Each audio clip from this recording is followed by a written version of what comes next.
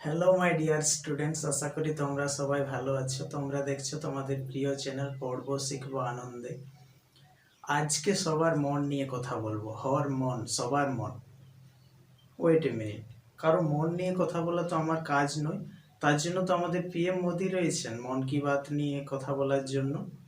তাহলে তাহলে আমি কি করি, আমি বরং দশম শ্রেণীর যে হরমোন অংশটি রয়েছে প্রথম অধ্যায়ের, সেই হরমোন নিয়েই আলোচনা করি। তো আমরা দেখব যে হরমোন হরমোন শব্দটি যেটি আছে, হরমোন শব্দটি একটি গ্রিক শব্দ, হরমাও থেকে এসেছে।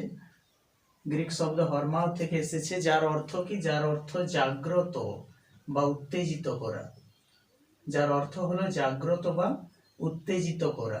এবার আমরা দেখব যে হরমোন জিনিসটা আসলে কি। হরমোন হলো এক ধরনের রাসায়নিক পদার্থ যা আমাদের কোষে কোষের মধ্যে রাসায়নিক সমন্বয় সাধন করে। কোষে কোষে রাসায়নিক সমন্বয় সাধন করে, তাই হরমোনকে কি বলা হয়? তাই হরমোনকে বলা হয় রাসায়নিক সমন্বয়ক বা কেমিক্যাল কোঅর্ডিনেটর।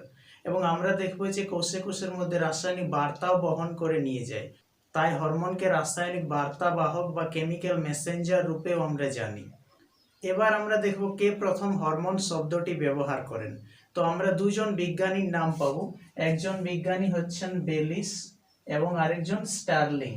বেলিস এবং স্টার্লিং এই দুজন বিজ্ঞানী, তারা প্রথম হরমোন শব্দটি ব্যবহার করেন 1905 সালে।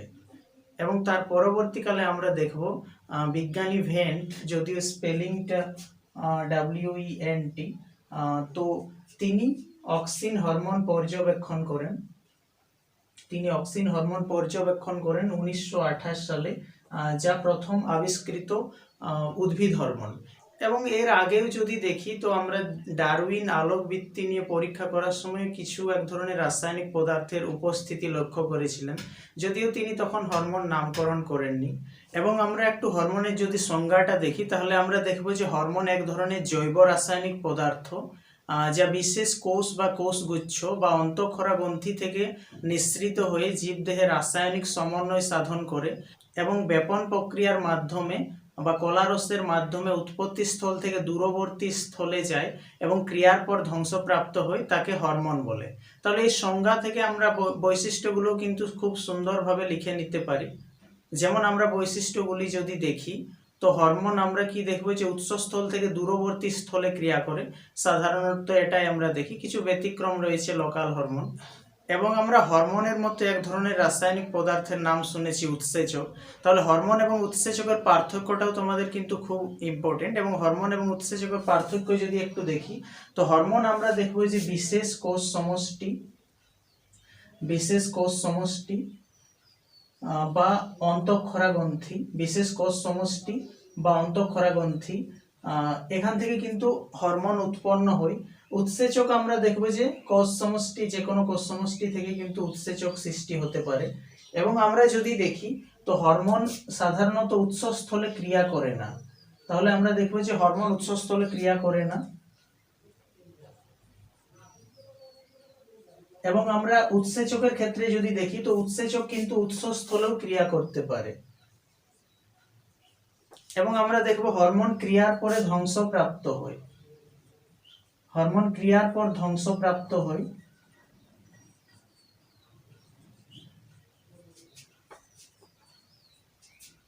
এবং আমরা উৎসেচক যদি দেখি, তো উৎসেচক ক্রিয়ার পর ধ্বংসপ্রাপ্ত হয় না।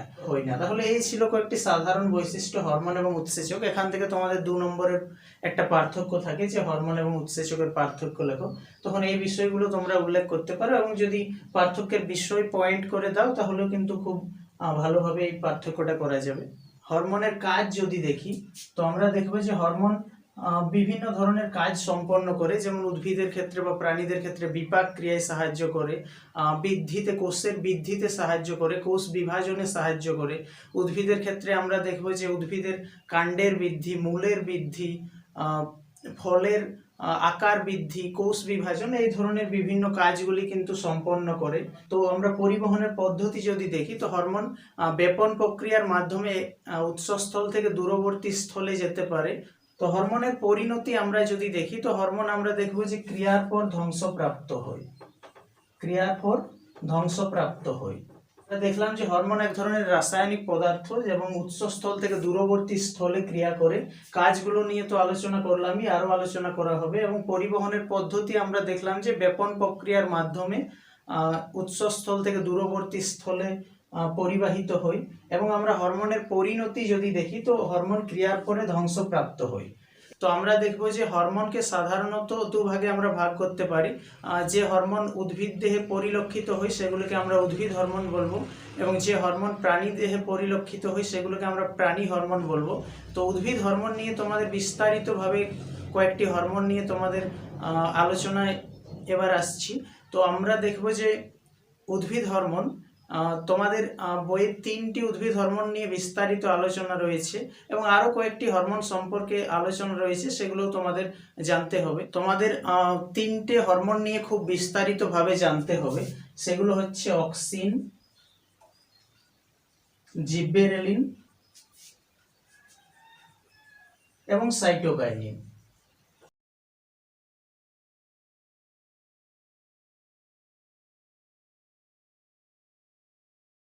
তো আমরা অক্সিন হরমোন নিয়ে যদি বিস্তারিত আলোচনায় আসি তাহলে দেখবো যে অক্সিন হরমোনের রাসায়নিক নাম ইন্ডোল অ্যাসিটিক অ্যাসিড, যাকে শর্ট ফর্মে আমরা IAA হিসেবেও বলতে পারি। এবং অক্সিন হরমোনের আমরা যদি রাসায়নিক সংকেত দেখি তো দেখবো যে C10H9O2N। তাহলে অক্সিন হরমোন কি কি নিয়ে গঠিত? আমাদের অক্সিন হরমোনের রাসায়নিক উপাদানে কার্বন রয়েছে, হাইড্রোজেন রয়েছে, অক্সিজেন রয়েছে এবং নাইট্রোজেন রয়েছে। তাহলে এটি একটি নাইট্রোজেন ঘটিত অম্লধর্মী উদ্ভিদ হরমোন। এবং আমরা অক্সিন হরমোনের যদি একটু প্রকার ভেদে আসি, প্রাকৃতিকভাবে উদ্ভিদ দেহে অক্সিন হরমোনটা পাচ্ছি নাকি কৃত্রিমভাবে আমরা পরীক্ষাগারে প্রস্তুত করছি, সেই হিসাবে আমরা অক্সিন হরমোনকে কিন্তু দুটো ভাগে ভাগ করতে পারি, প্রাকৃতিক অক্সিন হরমোন এবং কৃত্রিম বা সংশ্লেষিত অক্সিন হরমোন। তো প্রাকৃতিক অক্সিন হরমোনের মধ্যে আমরা দেখব যে আমাদের indole acetic acid, indole butyric acid, এইগুলো কিন্তু প্রাকৃতিক অক্সিন হরমোন। এবং আমরা কৃত্রিম অক্সিন হরমোনের মধ্যে যদি দেখি তো naphthalene acetic acid, indole propionic acid বা IPA, 2,4-D, এইগুলো 2,4-D এইগুলো কিন্তু হচ্ছে আমাদের কৃত্রিম অক্সিন হরমোনের উৎস। যদি দেখি তো আমরা দেখবো যে উদ্ভিদের কাণ্ড এবং মূলের যে অগ্রভাগের যে বর্ধনশীল ভাজক কলা, সেখানে উদ্ভিদের বর্ধনশীল পাতায়, ফলে এবং ভ্রূণ মুকুলাবরণীতে কিন্তু আমরা এই অক্সিন হরমোনের উপস্থিতি লক্ষ্য করি। এবার আমরা অক্সিন হরমোন সম্পর্কে যদি আরো বিস্তারিত আলোচনায় আসি এবং অক্সিন হরমোনের কাজগুলো যদি দেখি তো অক্সিন হরমোনের প্রথম কাজ আমরা দেখবো অগ্রস্থ প্রকটতা বা এপিক্যাল ডমিনেন্স। তো অগ্রস্থ প্রকটতা বা এপিক্যাল ডমিনেন্সটা কি হচ্ছে? তো আমরা দেখবো যে অক্সিন হরমোনের প্রভাবে উদ্ভিদের অগ্রমুকুলের বৃদ্ধি ত্বরান্বিত হয় এবং পার্শ্বীয় মুকুলের বৃদ্ধি ব্যাহত হয়। এবং যখনই আমরা উদ্ভিদের অগ্রমুকুল কেটে দেব তখন আমরা দেখবো যে পার্শ্বীয় মুকুলের বৃদ্ধি তখন আরো বেশি পরিমাণে হবে। তাহলে অক্সিন হরমোনের প্রভাবে অগ্রমুকুলের বৃদ্ধি হচ্ছে এবং পার্শ্বীয় মুকুলের বৃদ্ধি ব্যাহত হচ্ছে। এবং যখন আমরা অগ্রমুকুল কেটে দিচ্ছি তখন পার্শ্বীয় মুকুলের বৃদ্ধি ঘটছে। এই যে ঘটনা, এই ঘটনাটাকে বলা হচ্ছে অগ্রস্থ প্রকটতা। তাহলে এই ছিল আমাদের অক্সিন হরমোনের প্রথম কাজ। এবং অক্সিন হরমোনের দ্বিতীয় কাজ আমরা যদি দেখি তো কোষ বিভাজন এবং কোষের আকার বৃদ্ধি। তো আমরা যদি দেখি কোষ বিভাজন যদিও সাইটোকাইনিন হরমোনের প্রধান কাজ, কিন্তু আমরা দেখবো যে অক্সিন হরমোনও কিছুটা পরিমাণে কোষ বিভাজনে সাহায্য করে। এবং তার থেকেও গুরুত্বপূর্ণ যে কোষের আকার বৃদ্ধি, আমরা দেখবো যে উদ্ভিদ কোষের যে আকার, সেই উদ্ভিদ কোষের যে কোষ প্রাচীর রয়েছে সেই কোষ প্রাচীরের কিন্তু নমনীয়তা বৃদ্ধি করে এবং সেইখানে কিছু পদার্থ সঞ্চয় করে উদ্ভিদের যে কোষের আকার বৃদ্ধিতে কিন্তু আমাদের এই অক্সিন হরমোন সাহায্য করে। এবং আমরা এর পরবর্তী কাজ যদি দেখি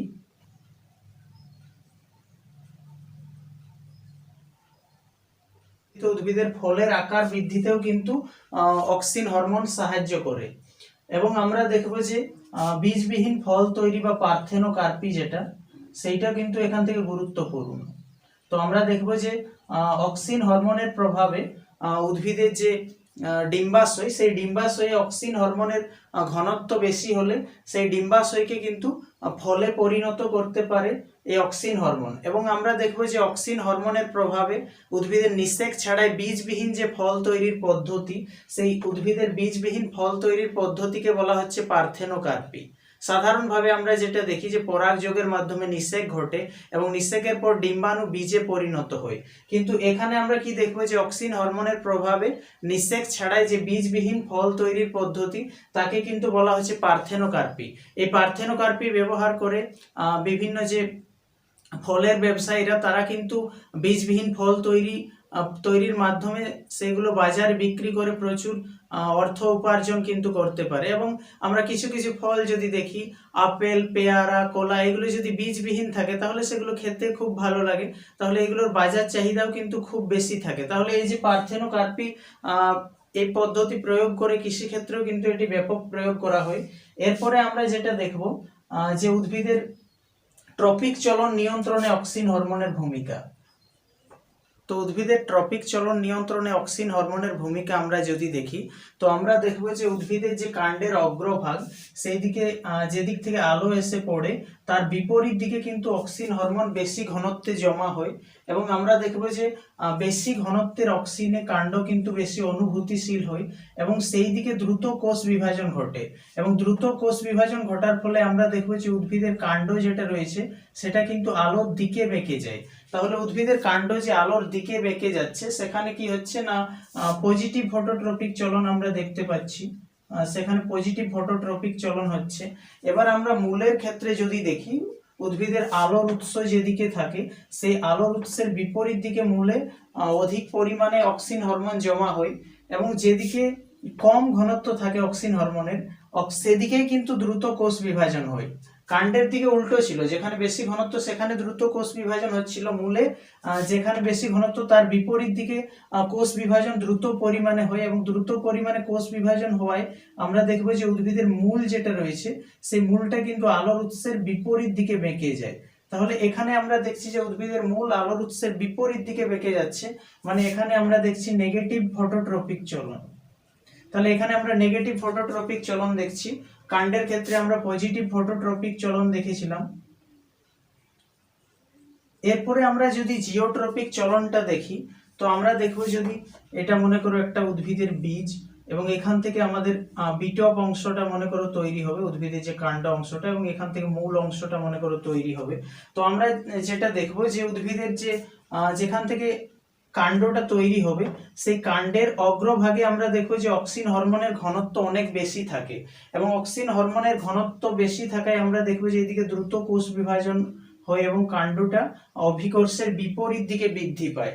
তাহলে এখানে আমরা নেগেটিভ জিওট্রপিক চলন দেখতে পাচ্ছি কাণ্ডের মধ্যে। এবং আমরা উদ্ভিদের মূলের ক্ষেত্রে যদি দেখি, তো উদ্ভিদের মূলের ক্ষেত্রে আমরা দেখব যে কম ঘনত্বের অক্সিনের প্রভাবেই কিন্তু দ্রুত কোষ বিভাজন হয় এবং উদ্ভিদের মূল আমরা দেখব যে অভিকর্ষের দিকে বেঁকে যায়। তাহলে এখানে কি হচ্ছে, এখানে হচ্ছে পজিটিভ জিওট্রপিক চলন। তাহলে এটা দেখলাম আমরা অক্সিন হরমোনের কাজ এবং অক্সিন হরমোনের এবং উদ্ভিদের ট্রপিক চলন নিয়ন্ত্রণে অক্সিন হরমোনের ভূমিকা। এটাও কিন্তু খুব গুরুত্বপূর্ণ একটা জায়গা, এখান থেকে তোমাদের বারবার কিন্তু কোশ্চেন আসে, তাই এই জায়গাটা খুবই গুরুত্ব দিয়ে তোমাদের বুঝতে হবে। তাহলে আজকে তোমাদের অক্সিন হরমোন নিয়ে আলোচনা করা হলো, এরপর তোমাদের জিববেরেলিন হরমোন নিয়ে পরবর্তী ভিডিওতে আলোচনা করা হবে। তাই চ্যানেলটি সাবস্ক্রাইব করা না থাকলে অবশ্যই সাবস্ক্রাইব করে নেবে, যাতে পরবর্তী আপডেটগুলো পেতে থাকো। ধন্যবাদ।